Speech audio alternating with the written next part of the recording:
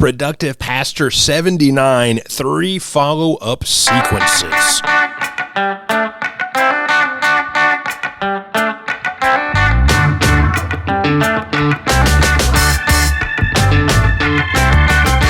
Welcome back, friends. Productive Pastor 79, Chad's here. Stoked to be with you in the car and the earbuds, where you're walking, whatever you do when you listen to the podcast. Got to go and coming at you. I'm excited to talk about some follow-up systems. And this actually came out of a conversation I was having on Twitter or X or, whatever you call that these days, where someone was talking about some, first-time visitor follow-up. And I do a lot of that work, help a lot of churches kind of create some customized pathways for that. We had the guest integrate. I taught some guest integration workshops.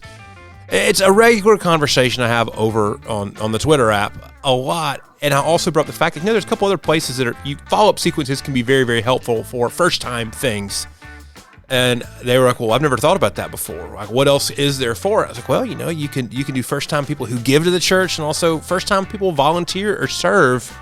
It's really a development pathway. It's about discipleship. And so we had a fun conversation. I realized this would probably make a pretty good episode of Productive Pastor.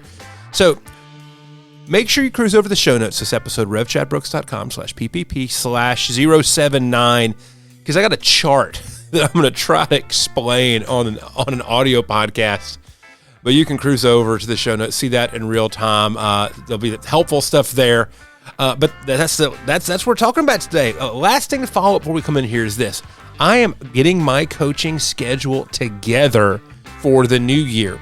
And if you're curious about what one-on-one coaching might look like, about how that can maybe help you level up, how you hit some goals, as you think about how ministry might be changing or transitioning this year, we're going to be part of that. So make sure you go over the show notes. There'll be a link, Coaching with Chad. You can get a free 30-minute exploratory call to talk about what that stuff might look like, because I would love to have that conversation with you. But let's jump into the episode about these 3 follow-up sequences. I told y'all, what do you do with first-time visitors? What do you do with first time someone serves in your church? And what do you do the first time someone gives? And I think that there are 3 levels to think through this. And what I'm going to try to do this episode is try to keep this at a very simple level for you to understand the shift that should happen. We're not going to go into creating each one of these individual follow-up sequences. That's not what this episode's about. There's other places where I go into some of that, like the Trello course in Module 3, go super, super deep into guest integration, that whole idea. But we're not going to do that here. But what I want you to think about this is just do a handful of shifts that might be able to be made. But then also I want you to think seriously about, okay, where am I on this? Am I even doing some of these things? And if so, where can a couple of tweaks really significantly level up what we are doing here? And I want to think about this through the lens primarily of belonging, because all 3 of these things, they're markers on the pathway of discipleship. There are ways that you can gauge and understand engagement, but there are also the ways that we develop people, not just as disciples of Christ, but develop people to be active in mission together in their local church. And if you're listening to this podcast, I know most of you are in ministry.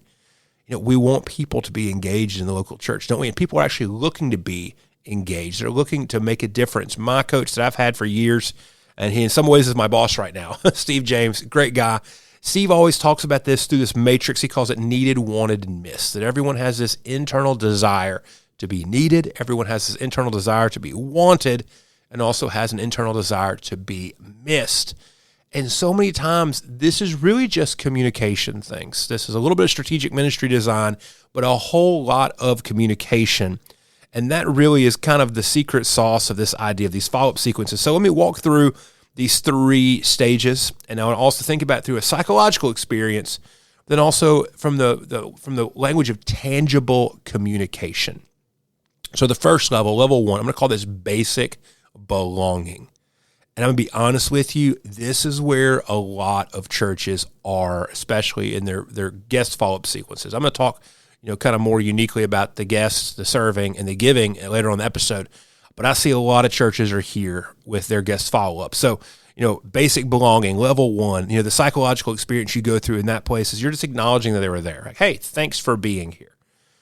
You might be sending some sort of a generic thank you, like the times I talk with churches and they literally have a form letter they send people to thank them for coming, and the pastor signs it, or somebody else in the church signs it. Or the secretary handles the whole thing. The pastor never does any sort of a giving of a first-time guest follow-up. There's minimal effort that happens here. And the psychological experience that people get is, oh, wow, this was minimal. And it's almost in one of the situations where you doing nothing might have actually been a little bit better than doing this tiny little something, a basic belonging. And that's the psychological experience. The tangible communication side of this is just like a welcome. It's like, hey, thanks for being here. Might be paper, might be email, might be text. Definitely, absolutely template driven.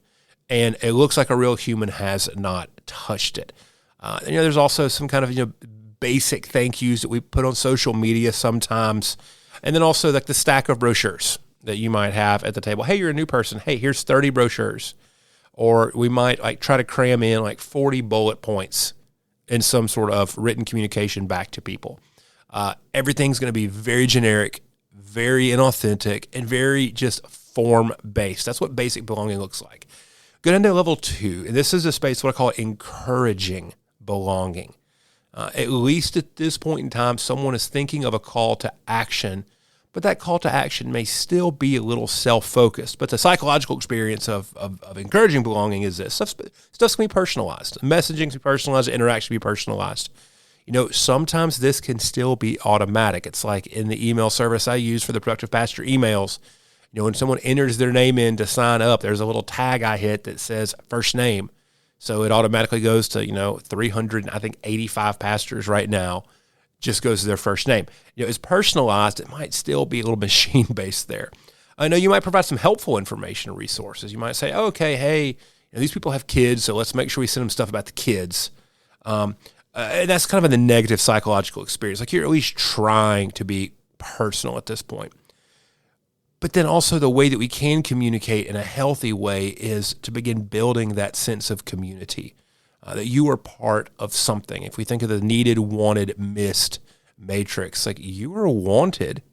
And then also there might be some ways that you communicate that, hey, you're needed, and your contribution or your thing that you did here expresses the fact that, we want you and we need you, and you have a place here that is part of something. You're not part of our thing.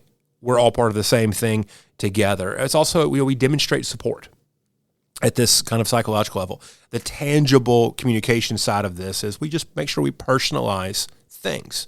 If it's an email or if it's a phone call, we make sure we get their name in there. If it's a handwritten thing, first of all, it's handwritten, period. Like if you're handwriting something, that's going to be personalized no matter what.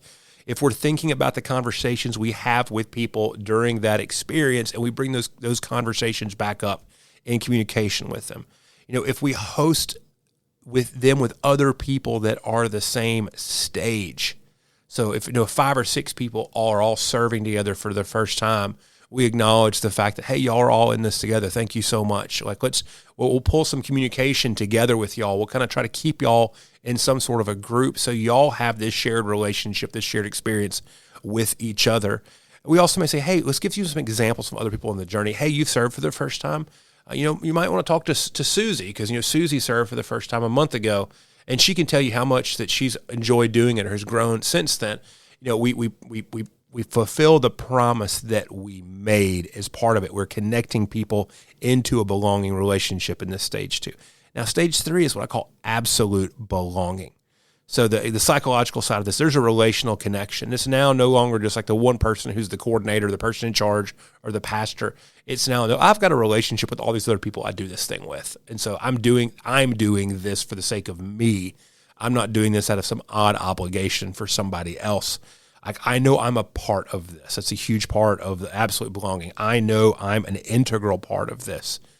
There also a person can say, hey, this is how I can grow through this. And we can communicate that growth to them.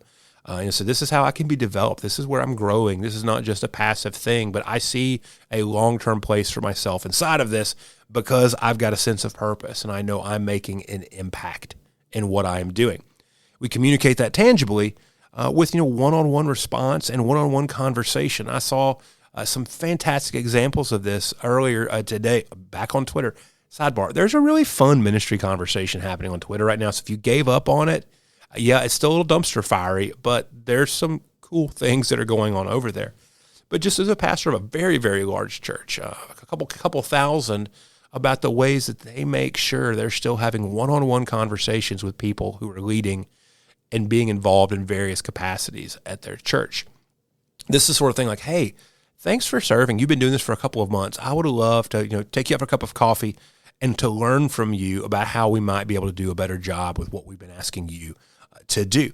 That's all. You're showing a distinct path to future opportunities. Like, hey, you might not just be like cleaning up the kid room forever. If you're passionate in kids ministry, there's a lot of things that you can be doing, and this stuff. You know it. You know what these pathways are. You've got a development pathway for things, and you can communicate that with people. And it's also just when you start sharing personal stories. And here's the thing: it's not just sharing someone else's story, but you're able to share your own story of how being part of something has impacted you. This is a difficult thing for the pastor to do. This is why part of this means you have to have other leaders taking responsibility for this, because this is a great thing for like one volunteer to share to another volunteer. And they're saying, yeah, this is my deal. And I'm telling you this stuff unprompted is just part of a conversation. But you're also regularly measuring and sharing the results of the action that you've asked people to take. So, if you want to go back to the first time visitor follow-up thing, you're aware of saying, hey, listen, if someone comes to this church one time, what we know now, because we pay attention to this and we try to actively steward this, if you come to church one time, there's going to be like a 50% chance you'll come back a second time. But if they come back a second time, there's an 80% chance that they're going to come back a third time. And if they come back a third time, there's a 90% chance they will become active, involved in the life of our church. So think about that level 1, level 2, level 3, the way that grows and changes things. You can go to the show notes, revchadbrooks.com/PPP/079, and you can see just this kind of chart, this table laid out if you want to go deeper into it. But think about this, like, where are you? Where is your church?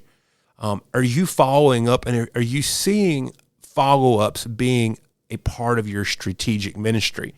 Not just with first-time visitors, but how are you following with people when they give to the church for the first time? How are you following with people when they serve for the very first time? Like, those are places to develop people, and the work that you put in there will not go void. Trust me, I've done it, and I've seen others do it time and time again. I've helped other people design these pathways out, and this always has a massive benefit for those that are willing to just invest a little bit of time, and that's not 9 times out of 10. The biggest investment is going to be time. So let's talk through this in some ways, specifically about these 3 follow-up sequences, the idea of a first-time visitor, of a first-time giver, and then of a first-time volunteer, and think about what this might look like. Now, first-time guests. Remember, I'm not going to go deep into this. If you want to go deep into this, the Trello course, Module 3, goes wildly deep into that. And so think about this. If just level 1 is like the boring, plain form letter that you might sign. It's very, very impersonal. To go any stage beyond that is to simply say, how can we personalize this? So how can we collect information in a way where we can actually make a personal contact? It's going to be difficult. Now, you can do this with anything. It's going to be difficult if the only thing you have is an address, but I think addresses are powerful. Now, if you can get an address and an email, or an address and a phone number, very, very different story. So the easiest way to just immediately pop this into level 2, I think, and this goes with all of these, is to separate communication from personal communication to organizational communication.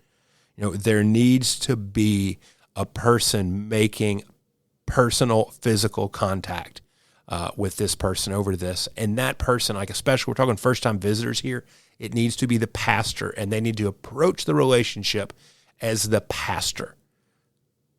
Think about this. I teach people this all the time in workshops and other things. The best way to do this is to get a phone number and email address.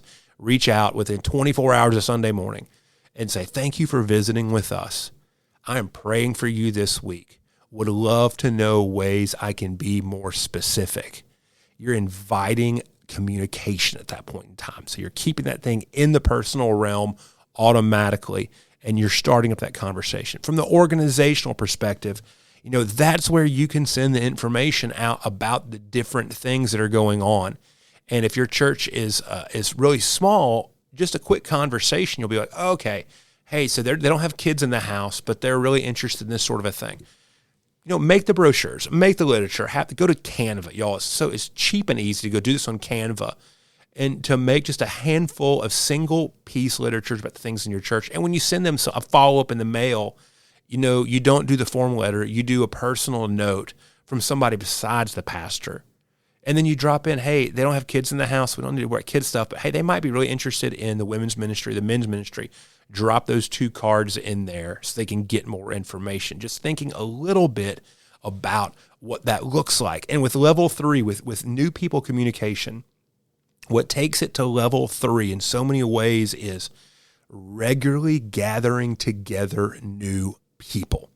Now you can do this ad hoc with just going to lunch with people after church. That sounds super old school, but it works so well. It's so strong. And it levels up even better if you can get the pastor and their family, maybe another leader in their family, and then you grab 2 new people. This is a great way to follow up with somebody who came to church came to church one time. You've had a little bit of communication back and forth. Things seem positive, and you say, "Hey, listen, will you come? You want to go do dinner together after church? Got a couple other folks that want to come. I want you to meet." And then immediately invite that in there. That's a very informal but still formal way. An informal way also, I think, is regardless of the size of your church, every quarter you need to have a new person's event to gather them together. It's easy to do this right after church. And here's the thing, this is not a membership class. This is literally a way to say you've been to the church a few times. You might be interested in what does it mean to take the next step. One of the things, I was teaching a workshop on guest integration a few weeks back, and somebody had a great idea. They're like, we approach our communication with guests so many times like we're expecting them to be the next chair of the trustees. And all that really needs to happen is we want to see them come back to worship another time or 2. So when you think about this communication, think about that. Your only goal is for that person to come back again. You don't need them to be the chair of the trustees. So don't communicate them. Don't overwash them in information. So keep it personal. And keep the organizational and the personal separate. And like that right there is a huge way to begin moving out of just kind of the basic sense. It's very generic, very form letter based, and into something more personal. Now, guest experiences, guest integration, that's a normal thing that people realize, oh yeah, we should do something about that. These next 2, this is stuff that I learned, especially when I was church planning, that can be so strategic and so big, is having follow-up sequences for the first time someone serves and for the first time that someone gives. These are vital, vital things. So let's talk about the first time that someone serves. Number 1, do some personal shout-outs. I mean, if you're a normal-sized church, just make sure the other folks that they're serving with that Sunday, there's like 5 people back in kids ministry, and before kids ministry launches, make sure that whoever's kind of in charge so they acknowledges, hey, Randy's serving for the first time. He's taking care of the elementary school boys. He's a saint. Thank you so much, Randy. We're excited to have you here. Let them be cheerleaded by the people that they serve with that day. And then a great follow-up system from that, if you're in a larger church, is to have those leaders, to have those team leads come back and thank them in a written follow-up later on the next week. Drop in a card to them, put a gift card in the card to thank them for serving. If you have any sort of a private Facebook group or a Discord or any sort of thing like that for your church members, it's a great way. Take a picture with the cell phone, post it up in there. High five Randy. He served for the first time this week, and he did it with the elementary school boys. Next time you see Randy, tell him thanks for serving and being here in this way. So you've got multiple points of like super personal follow-ups and high fives there. But then, think about it. How can you maybe write out a couple of different emails that get sent to him and saying, hey, this is a difference that you are making. And have you, this is where you kind of can think for me a little bit, because this is supposed to be, this needs to be a really, really strategic email that helps them understand and experience the psychological side of this, the whole needed, wanted, missed. And you can think through what those things might look like. And I'll be honest, if you're using any sort of an email service, and pastors, regardless of the size of your church right now, don't sleep on email. If you're using MailChimp or Constant Contact, those are solid tools. I am in love with ConvertKit because it makes this so much easier. Is you can just, have this email set up to go that whenever someone is triggered by adding a tag that says, first time serving, that tag gets added into it. They're put on the serving list permanently then inside of the email system. But then also they get this email drip sync, which is triggered just out to them. So a way for you to have an organizational thank you that's there. And then this is a big thing I've noticed. If people serve in the church once a month, one of the things I liked to do was to send out an email to every single person who served that month. Now, I'm a big fan of Planning Center. Most of y'all know that. A good database will help you have all this information in the back of it. It won't take you, 15 seconds to build a list queue that you can generate an email list from for this. And just to email everybody who served that month, to thank them for serving, talk about some things. And then I would say this, tell 2 stories about the way that anybody volunteering, anybody serving in the church impacted somebody in a positive way that month. And then I would also then shout out in there all of the new people who served that month. So they're getting this email for the first time, but then everybody who served at your church who's getting the email is also saying, wow, Randy served for the first time. That's super awesome. I need to meet Randy. This is cheerleading. This is high fives. This is keeping people informed about what's going on. Because I'll tell you what, especially with volunteers, and I've never met a pastor who says, I have too many volunteers. Learning to develop leadership is a massive thing. I had this conversation on so many coaching calls, and we develop leaders by being clear with the mission and clear with expectations, but then cheerleading like crazy. Another thing I like to do is every week, at least once, if not twice, I'll write a card to just randomly somebody who served that past week.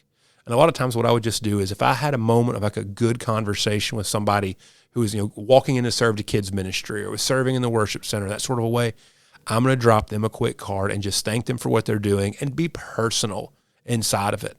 Just cheerleading. That helps people understand what's going on. And the last thing is this, make sure you have a couple of different events throughout the year that are designed to help people develop in leadership. And this doesn't have to be, hey, this is what you need to do now for the church, but think about what does it mean just to help them lead better in every way, 7 days a week and where they are.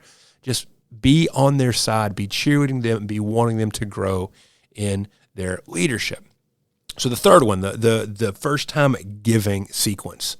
Y'all, I did a lot of work on these back in the day when I was church planning, and I've done a handful more of them for individual churches that are wanting to streamline this, and they do have a little bit of money to spend, and they do have good technology behind them, but anybody can do this. And so number one, if someone gives to the church, you need to have it set up to where y'all can recognize that as quickly as possible. I served a church once 15 years ago and found out that they would not even be giving a giving profile in the database until they had given 3 or 4 times. And what we realized was sometimes it was 3 or 4 months until that happened. And at that point in time, any follow-up would be just absolutely awkward. So the moment someone gives for the first time, there needs to be some flags that go off inside of your system, or you might be small enough to where everything's still processed by hand. Like my current church right now does not do any online giving. We don't do that. I mean, we're a small country church of 20 people, but our treasurer knows if anybody gives for the first time, he needs to let me know Sunday afternoon, because here's the thing. I'm going to follow up with them. I'm going to be sending them a card, thanking them for giving, thanking them for contributing to the ministry and for being part of what we are doing. And like I said, it's just a super high five. Now, there used to be a fantastic little resource, and I looked for it online, and it's now out of print. But it's called What Happens When You Give. The Rocket Company put out. And it was just a little booklet that we would send to people at my last church, at the church plant. And we had a fantastic just follow-up sequence with people based off of this tiny little book. I still have one of my files, and I'm telling you right now, thinking of how we can recreate this in a more modern format. Because, I was buying it 10 years ago, and everything's changed in the last 10 years. But that book talked about a little bit about the theology of generosity and of gratitude. And what does it mean to give, and what happens when your church gives? But you can take on that idea, and there's so much content you could develop around that. You could repurpose things, to do some sort of video thanks. Like if you're doing stewardship, maybe take a couple of those smaller testimonies and break those up, but have some sort of a way to let people know that you're making an impact, and here are the stories of the impact that you're making from gift number one that you don't even know about. Now, the next thing is this, having some sort of an organizational response back to the person, if you have the technology to do this, is really, really helpful. And all that email needs to be, like when I was at an old decent-sized church, we used Planning Center for all of our giving. And all the email was simply, hey, thank you so much for giving. If you receiving this email, the email that you were getting this email from is actually your login into our digital giving portal. And at any point in time in the year, if you're ever curious about how much you've given or anything alongside of your giving, you can log in and can check that information.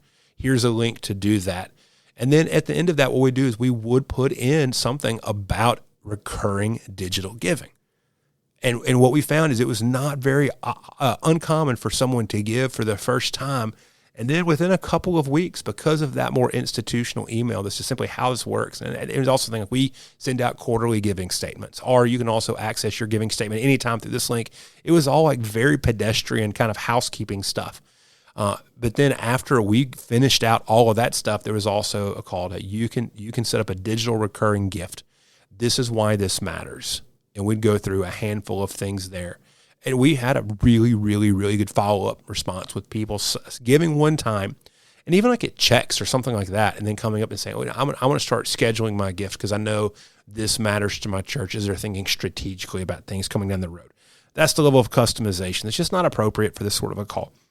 And then the last thing is this. Monthly, everyone who was in a giving household gets another email.